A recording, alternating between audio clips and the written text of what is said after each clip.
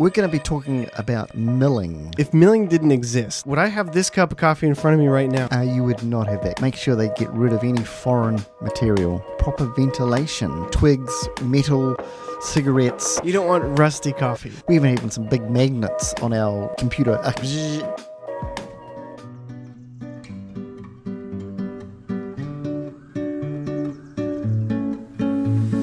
Welcome to Bean Stuff. Today we make a return to a little bit more of an in-depth episode, a little more knowledge in this one today, right, Dad? It is. It's one of those things that it's got to be done, and someone's got to do it. What is it that we're talking about today? We're going to be talking about. It's called milling. Okay. Question I have for you about milling. Mm-hmm. If I don't know what milling is, Mm-hmm. and there is no, I guess my question is if milling didn't exist, Mm-hmm. would I have this cup of coffee in front of me right now? You would not have that cup of coffee in front of you right now. Wow. So this is You would have a cup of vital. something, but it would taste absolutely horrible. I think as we go through the episode, you'll see kind of what that True. may or may not Yeah. taste like. It's a thing that all the process, we've been through 2 or 3 processes Yeah. of coffee, and this is where a commonality, they come together, and now you've got to do this with all coffee, whatever process, dry, wet, whatever it's been done with it. That was an interesting point we talked about literally just before we started filming the episode, but is no matter what coffee process you've chosen for these beans, you are going to have your beans go through this milling process. Yes. It's an essential step. For those of you who haven't listened, I would go back to any of the processing episodes. I think that'll give you a good taste of what's coming right after. But just so in case people haven't heard that episode or they need a refresher, what is the last step that's happened to the coffee right before it gets to this hulling process? Different things have happened in different processes. The dry one, it's been just now taken off the patios. If it's been on a cement patio, they've put it all together and they put it into a bin or something, and now it's going to go through the milling, the hulling, and the things that are going to happen now to finish off the seed after it's dried, after it's been through the wet. The wet process is gone through the water tank and in different ways. And now it's been dried as well on the patios, but there's still this last layer on both of these coffees that there's this parchment layer on the dry coffee. Is a little bit more because you've dried the whole seed out there. So now you have got them to a position where they can now go through the milling process. And so you're getting this coffee, no matter what process it's gone through. You're getting it from this state where it's been processed either to remove the entire fruit and leave mucilage on, or the fruit's been left intact, but it's all been drying. Yes. And how long does coffee have to dry before we can even begin to look at the hulling process? Right, and the milling process. Depends on the country where you are and the process, but you could have anywhere from 3 to 4 days to 3 to 4 weeks that you've gone through this process, and it may have got, there's a lot of percentage in the bean, there's a lot of water, and you want to bring that down. Eventually, you want to get it down to like 12%, say. Wow. So it's got to go from 60 to 40, all the way down, and that's why it's been out there drying on the patios. And now the milling coffee, it needs to just continue that process of just bring it inside, and it's in the parchment shell still. And I love this word. It's called repose. Repose. Sounds good. What is that? How does that relate? When you repose, and you lie back and you rest. Ah. And now the coffee Can you show me what repose looks like again? I could do that for you. I might go to sleep there. It's not. This chair. It doesn't go back. So it's not a good reposing chair. No, reposer. But you're looking for about 10 to 12%. And is that after it's been milled, or is that as it's going into the milling process? No, it hasn't reached that probably at this point, and Gotcha. It's going to get down to that, and then they've got to calculate what it's going to happen when it goes into the ship to get to the place it's eventually going to be at, and a lot of places want it to be around 10, 12, 13%. Well, it's funny. You think about if you leave bread on the counter, your bread will get very hard very quickly as the moisture is sucked out of it. And you think about it, how long this coffee we've been tracking over the process of fruit to or tree to cup, it takes so long, and yet it still has to have this moisture retained in it. It's Kind of amazing that it actually has any moisture. Yeah. And of course, you also at this point you need to, in a sense, be protecting the bean too, because you've got this thing called light. Yeah, that wants to do stuff to the bean as well. You want to have a temperature that's stable, and you want to have some proper ventilation. Wow, which is a big part of this whole reposer of having the seed now resting. And it's amazing how much goes into caring for the bean in that process. Exactly. And how delicate it can be. Yeah. And you've got whole milling stations that they take it to the dry milling station to do this last part. And it takes a lot of space too, I would say. They go in like these jute bags behind us here. It's sort of like that. And they're just the parchment. And I can show you here, Reed. This is parchment. And it's just like a papery, brittle, dry covering now that needs to get off the final bean that we can then send overseas or send where we're sending it. For whoever's listening, this is how brittle it is. That was not great, but it is. It's almost like when a snake sheds its skin or something. It's a very brittle, hard, yet crunchy thing. So my question is, so we've got, I'm the farmer, let's say I've grown this coffee, I've dried the coffee, I've processed the coffee, or I've had it processed. Then when I go to take it to the milling station, do I give it to you and then you continue to dry it and store it, or do I bring it to you once I'm actually ready to mill it? Oh, you bring it to me once you're ready for it to be milled. And well, the milling place is probably going to store there as well. They're going to do that as well. Gotcha. I mean, some don't. Some will just leave it and then bring it when they think it's the right appropriate time, I'm sure. But a milling place is where typically it's going to go through the process. It's going to be rested whether it's there or somewhere else. Gotcha. So you might be bringing it to a place that has the space to store that, or I guess it depends on where you are, but there may not be the facilities for that. It's how big a farm you have, how much, as you say, space you have, what technology you have, because it does take a little bit of work. Right. You can do it as we've done it even at Caravan. We've had some coffee recently, some Kenyan coffee from Francis, and it was in parchment. And we had to do it by hand. And you can do it in many different ways, but machinery for you're going to need some machinery really if you're going to do it in big quantities. Gotcha. And so while we're storing it in these different methods, there's the jute bags. Yes. As we have behind us if you're watching. But there's also wooden silos or bins. Is that correct? Yeah, I believe so. And I've seen more the jute bag style, but I guess you can put it in a silo in a big wooden container and control the product as it's wanting to be hulled. And so milling, we get to this stage of milling. Once the coffee's been prepared, stored correctly, it's been processed, we have this product that's ready to be uncovered almost. That's right.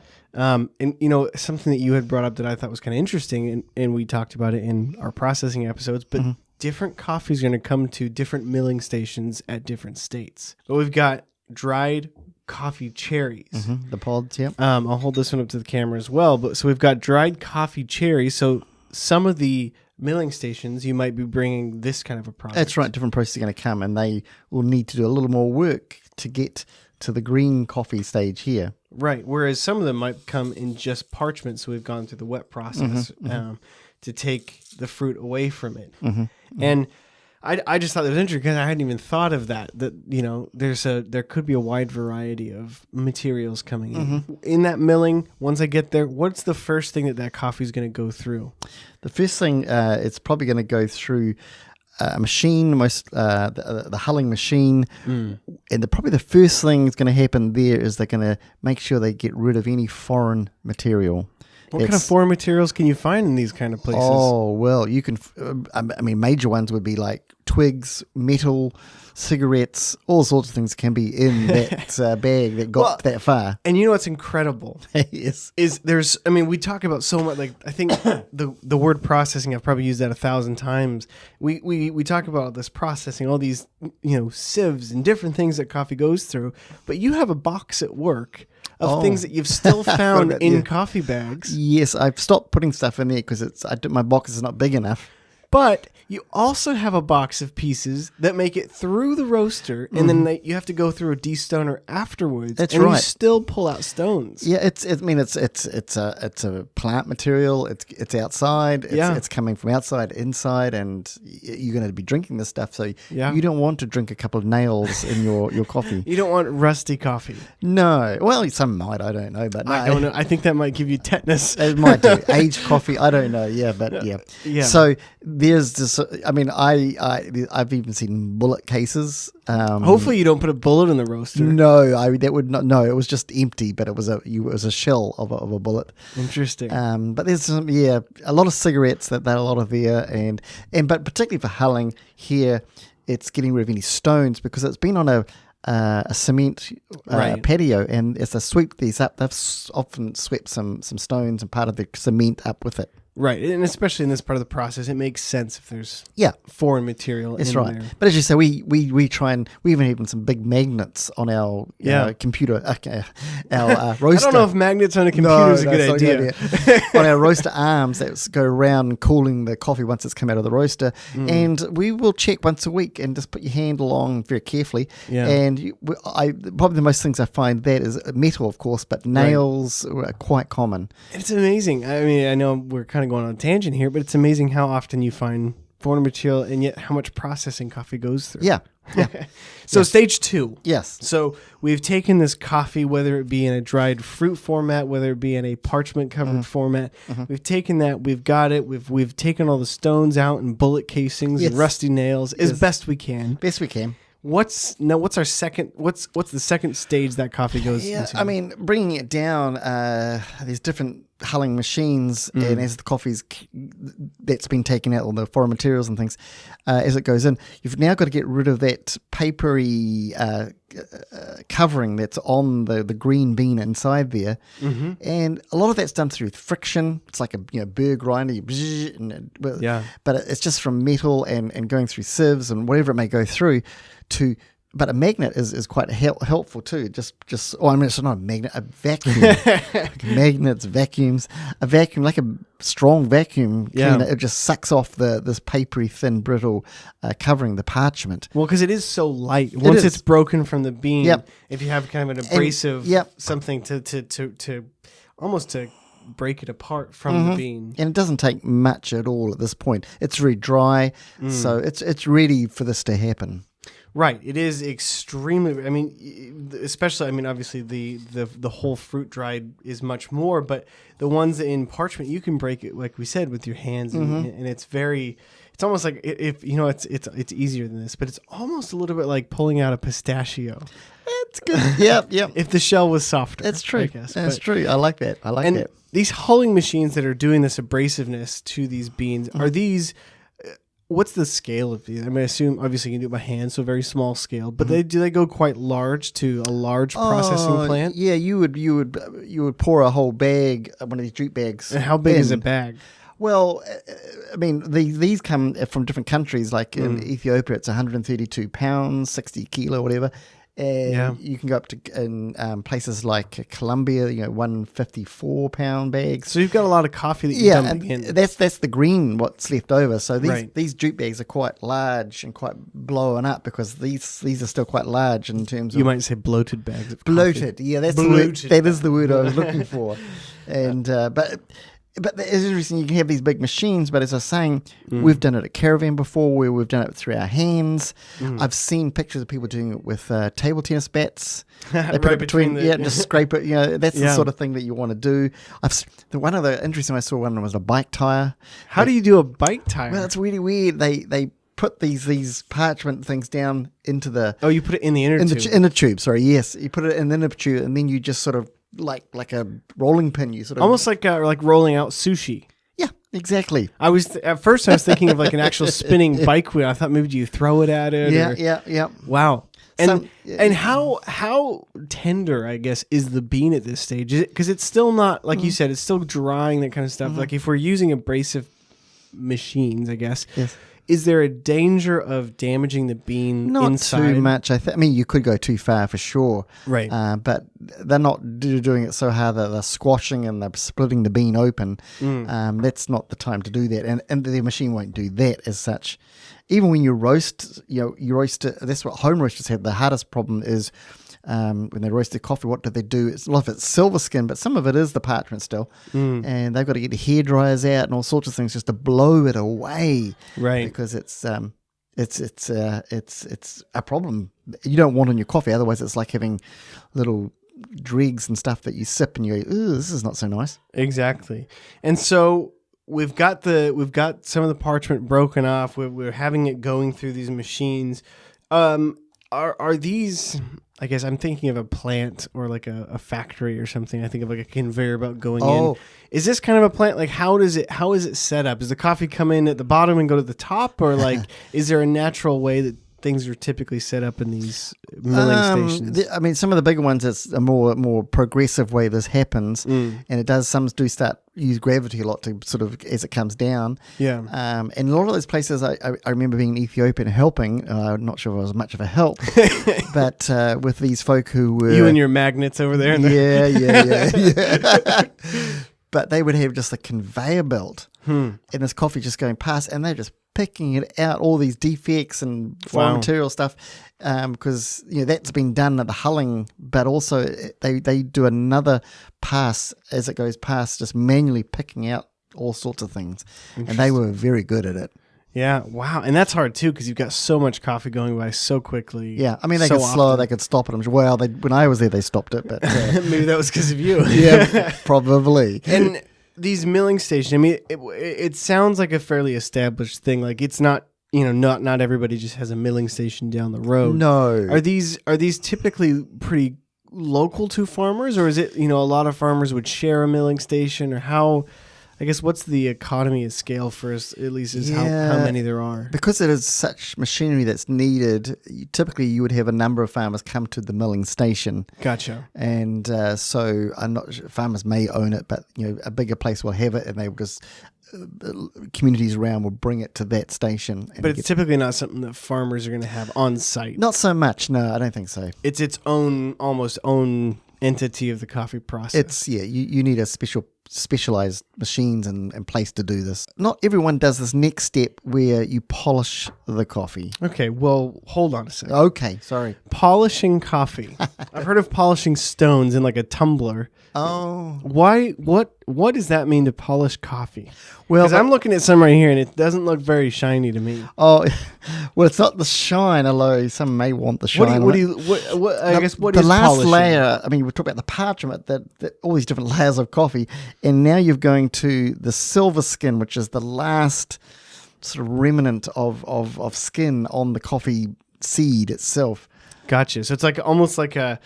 I'm trying to think of what it might be. You know when you have popcorn?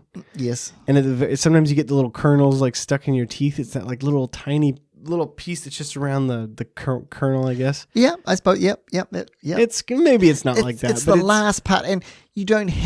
I mean, you can roast it at this time. You don't have to polish it. I know places in Guatemala do it very well. Yeah. But it just makes it look uniform, makes it look nice product, but it doesn't really need to be done as such.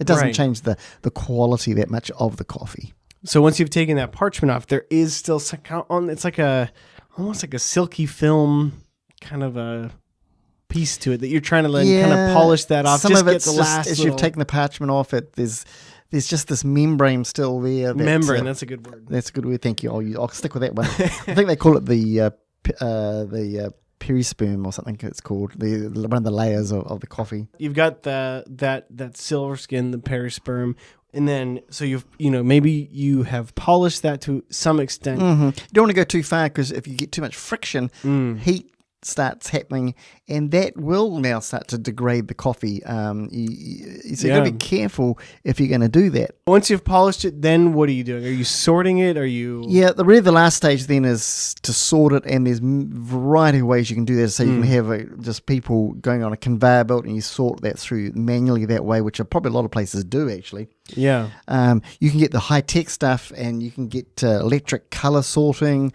and you can get ones going through tubes, and as it comes through the tube, it knows the color, and it'll little puff of air, and it'll pop out of the where it's all falling. Wow. And it's sorting out size. You can do it for sorting for color, defects, all sorts of things it can do. But that's really high tech stuff. And I think typically it's more manually done as it moves past your eyes. That's pretty amazing stuff to think about, like puffs of air and tubes. And Yeah. I mean, I think of some of the places where these milling stations are, and that's it seems like an advanced technology for... It is, and you've got a lot of coffee, so it's got to go through pretty quickly. Otherwise, you're going to have a slow up the whole process. Right, exactly. And so you've got the electrical sorting or electronic sorting, color sorting. There's also screen sorting, is that right? Yeah, for size again, and it's just like a sieve, and if it pops through, great, it's that size. If it's too big, it won't go through, and it'll go through later on. And you've sourced. And are there different maybe countries, or is it maybe just more personal preference or the farmer's preference, or just, what milling station you happen to go to on a Thursday? But do you find coffees that you get in there's different qualities of sorting, or is it all fairly uniform throughout coffee? Oh, no, it can be quite different in terms of the country it's come from, and there's different definitions of what sorting is.